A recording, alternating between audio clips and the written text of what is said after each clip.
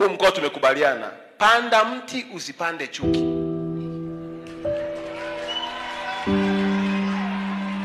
Panda mti usipande.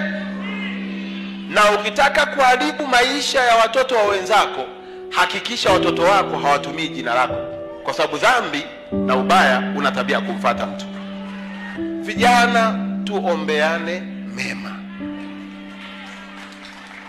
Tuombeane mema. Na yasema haya mbele ya wazazi. Sasa wewe waza, leo amekuja hapa ni katibu wa wazazi, mimi mkuu wa mkoa, anajisikia fahari yuko kwenye mkoa wa nani? Wa ndugu yake. Sasa wewe endelea kuyakoroga, alafu fikiri unatanguliza mazuri. Itafika mahali hata sura pa kuiweka.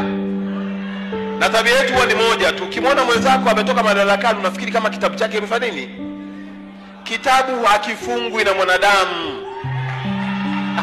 Shukrani sana. Kitabu cha mwanadamu hakifungwi na nani? Kinafungwa na Mungu